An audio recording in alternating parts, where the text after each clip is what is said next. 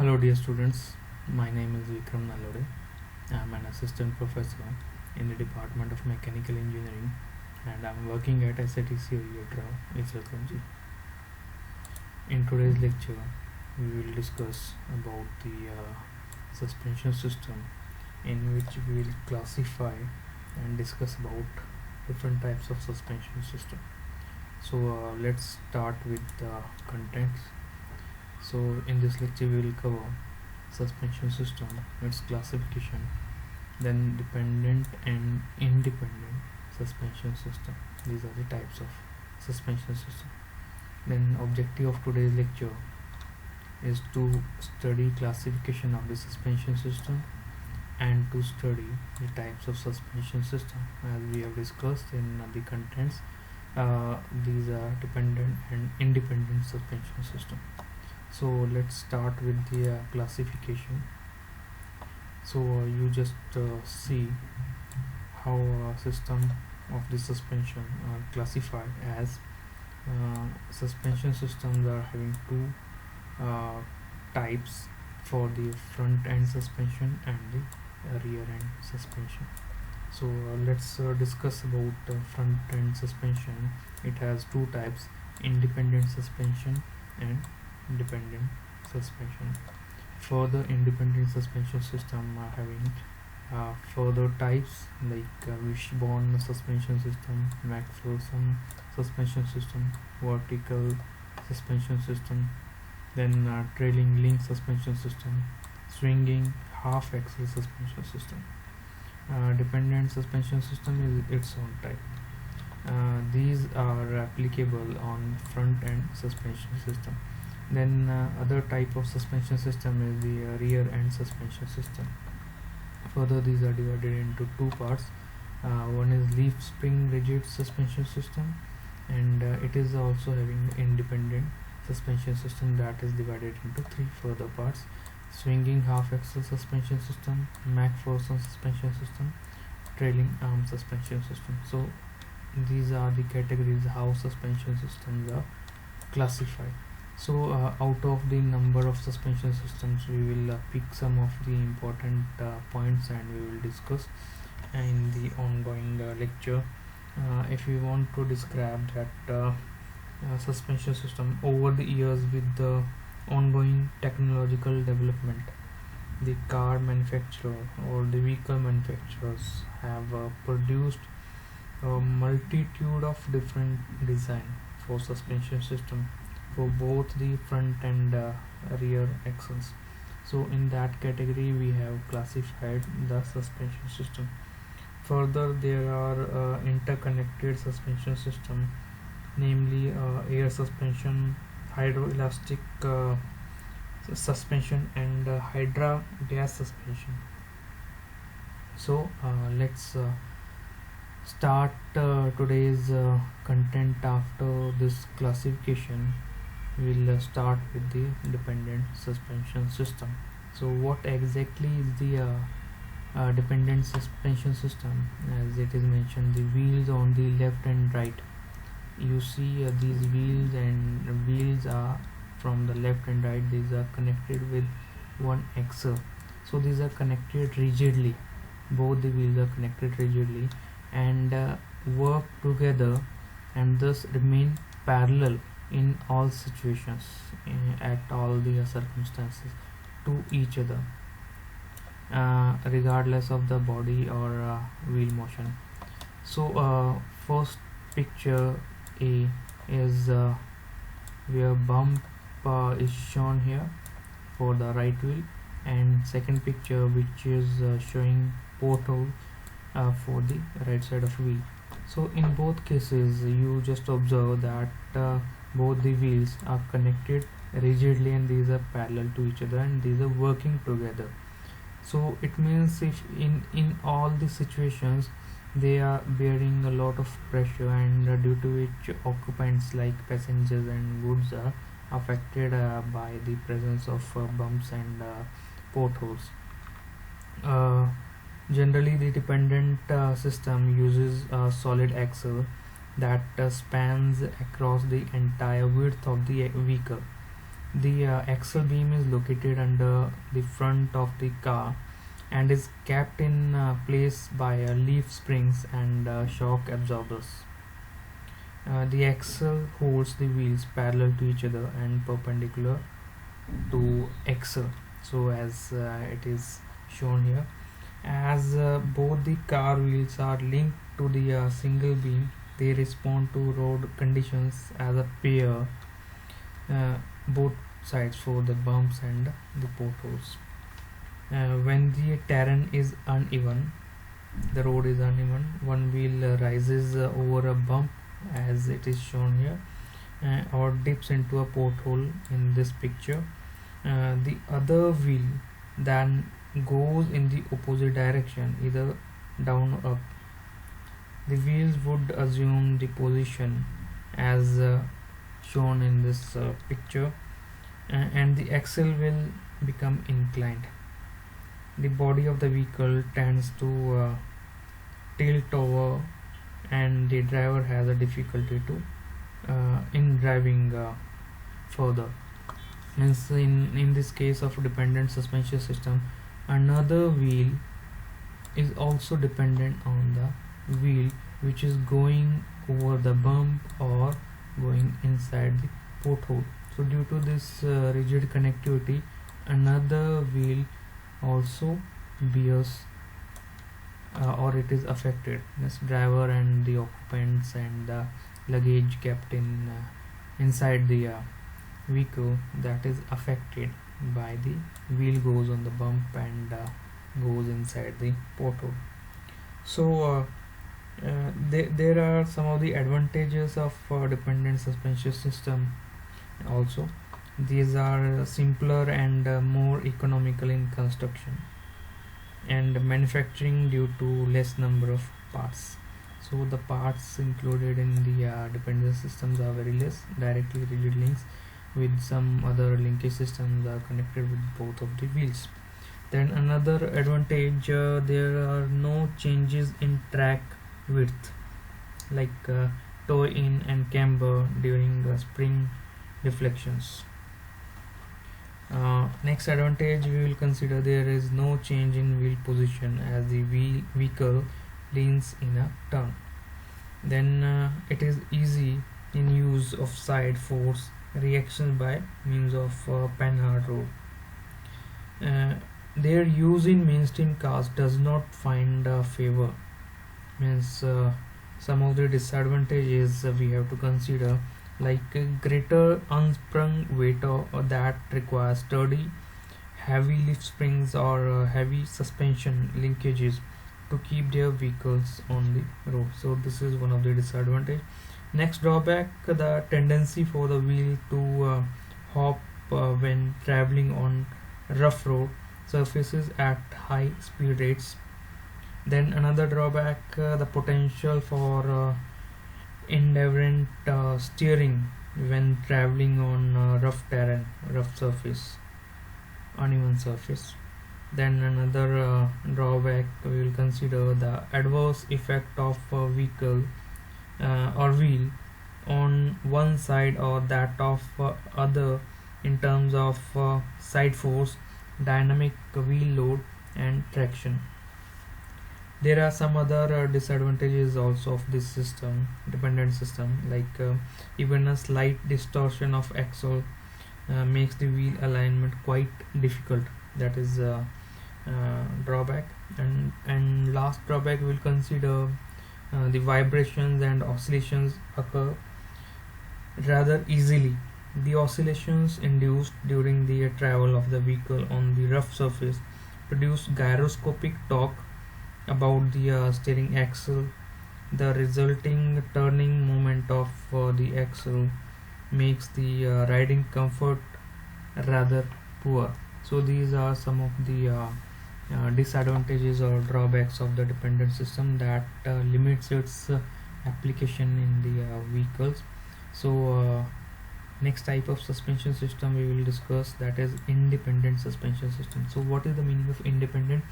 As in the case of the dependent system, you see both the wheels in the pictures, these are connected with the rigid, rigid axle.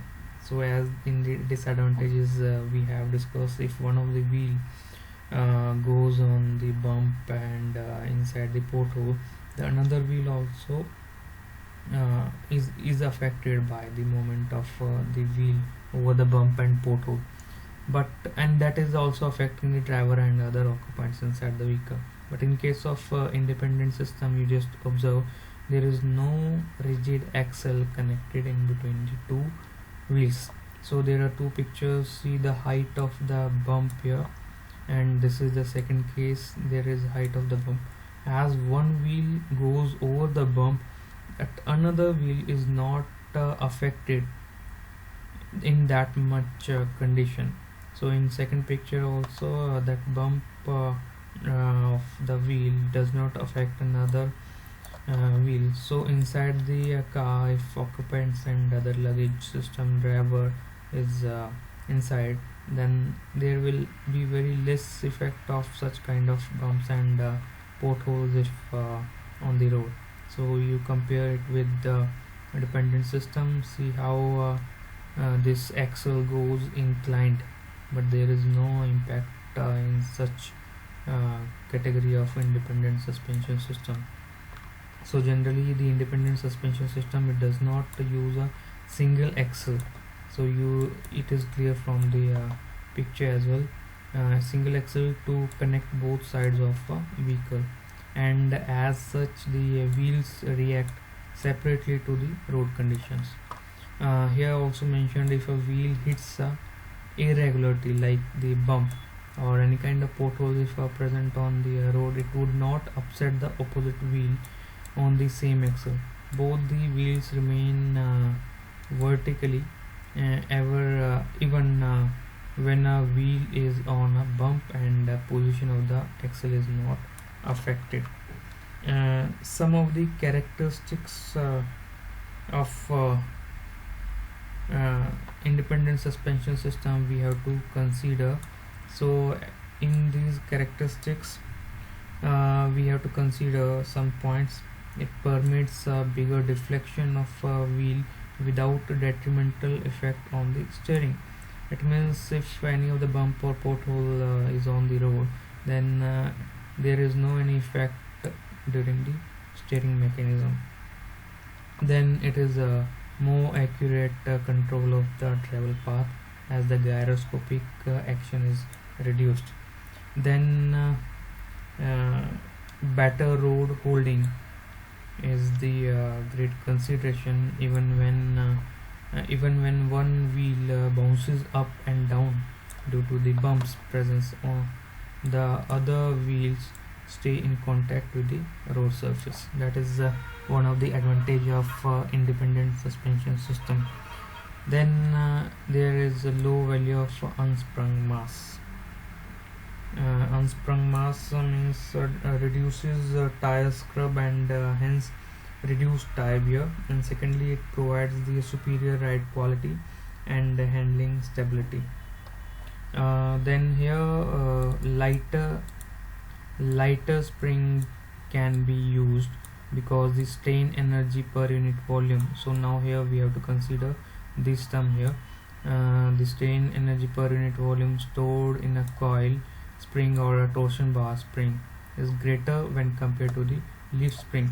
Now this is the energy amount of energy stored inside the spring when any kind of vibration is absorbed from the road irregularities.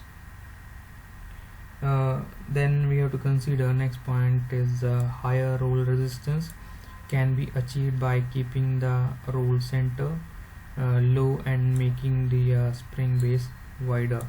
So see this roll resistance is shown here in this the distance d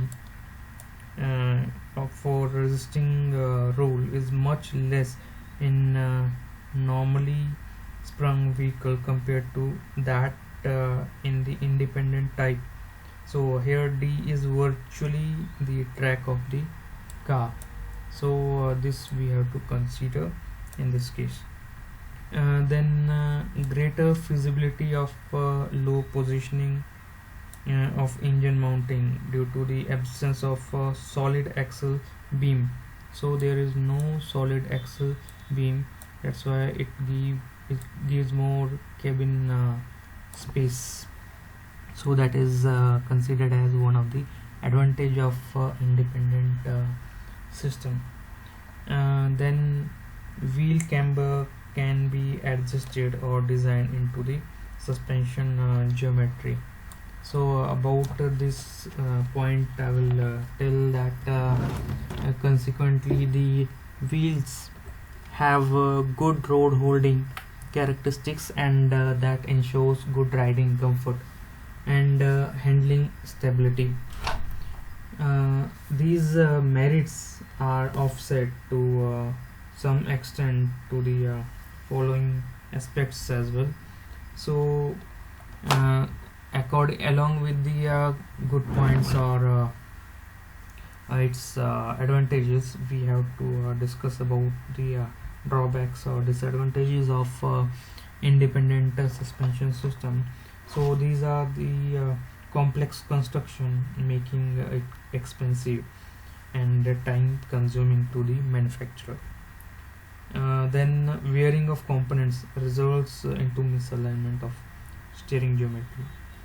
Then system has a large number of bearings, and that requires greater maintenance. And reaction forces in the struts and rods required to locate the wheel tend to rotate the sprung mass. And cornering power gets reduced in the event of body roll and wheel camber. So these are some of the disadvantages as well about independent suspension system.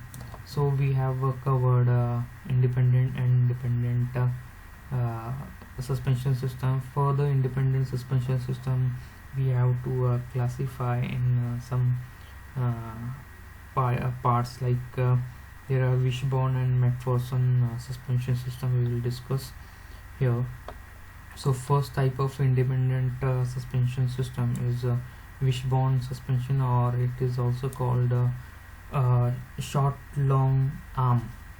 So as I will tell some of the components in the picture. This is Wishbone independent suspension system. These are the two wheels connected with the help of the such axle which has, this is the upper wishbone, and how this spring system and damping system are connected with it. So these are consisting of upper and lower wishbone link arms, then coil springs and the shock absorber. So this system consists of as we have discussed, that upper and lower wishbone links. So about talking for this kind of point, upper and lower wishbone links, these arms have a shape of letter A. You just observe that is for Roman alphabet. The wishbone functions to position the wheels and transmit the vehicle load to springs. And second function of wishbone suspension system is to resist the force due to acceleration, braking and cornering. So the upper link is made shorter than the lower link. This helps to keep the wheel track constant, and consequently the tire scrub is avoided and the tire wear gets minimized. However, with this arrangement of a small change takes place in the camber as it is shown here. So you just observe there is a camber, that is a change in camber. And then now what is camber, that part has already been covered in the previous lectures, but here I will tell some brief about camber. Camber is the angle in between, it is the angle between the vertical positioning of the wheel with respect to the change in position of the wheel. So this is internal camber. So there are camber inside and outside. So these are the angles in between the actual position of the wheel and when it is tilted in some angle, then whatever the angle is made, then that is called camber. So about second is we will discuss, that is coil spring. Here this is the coil spring. Coil spring that is placed between the lower link and underside of the cross member. The coil springs are invariably used nowadays in the front axle suspension of the cars. Then next it is consisted of shock absorber. So shock absorber that is placed inside the coil spring here in the form of the damper. Inside the coil spring it has attachment with the cross member and the lower link. The wheels are attached to the frame and so are the upper and lower links. The wheels turn on a wheel bearing attached to a steering knuckle assembly. The connection between the steering assembly and the links is through a ball joint. So the different attachments permit the assembly to, means the functions of different attachments, swivel around when the wheels are turned right and left, and move up and down when the wheels encounter rough roads. So in next picture it is shown that right wheel on the bump and in the porthole. So first picture shows that right wheel is on the bump, and second picture when it is inside the porthole. So it is the action corresponding to right wheel on the bump and in a hole. When the right wheel is on the bump in this picture, the links attached to the right wheel are inclined and the spring is compressed. However, the left wheel spring and the links attached to it do not get disturbed, and the wheels remain vertical to the road surface. So as it is one kind of advantage. When the right wheel is in the porthole, this one in next picture, the link rods are inclined downwards. So here these are inclined in upward direction, these are inclined in downward direction, and the spring gets elongated. However, no change occurs in the positioning of left wheel spring and links attached to it. So all this is about the wishbone suspension system, or it is called short long arm also. So in next slide we will discuss the MacPherson stud suspension system. So this is the MacPherson stud suspension system. This is the wheel that is attached with the wishbone, and this is the stud containing shock absorber. Here this is the spring system. Inside shock absorber or dampers are present, and here the body members connected with the suspension system. So the MacPherson stud type is a type of car suspension system commonly used in many of the modern motor vehicles. This includes both front and rear suspension, but usually located at the front of the car. So the unit of the MacPherson stud system, it consists of a telescopic strut. So what is telescopic strut? Which is fixed to a body structure at the upper end and to the wishbone link at the lower end. The strut carries the spring shock absorber and the stub axle upon which is mounted the wheel. And second unit is the wishbone link, which is hinged to cross member. Its functions are to position the wheel, then to resist the accelerating, braking and side forces. The steering motion is applied to the lower part of the strut, and it turns the whole strut. Some of the characteristics of the McPherson strut suspension system, it is simple in design and has low manufacturing cost. Uh, then light in weight due to small number of parts, and so the unsprung weight gets reduced. The next characteristics, light moving parts assist the wheels to follow irregularities on the road surface. Then availability of maximum cabin size for the mounting of the engine. Then installation and manufacturing errors, if any, do not affect the wheel alignment as the distance between suspension points is large.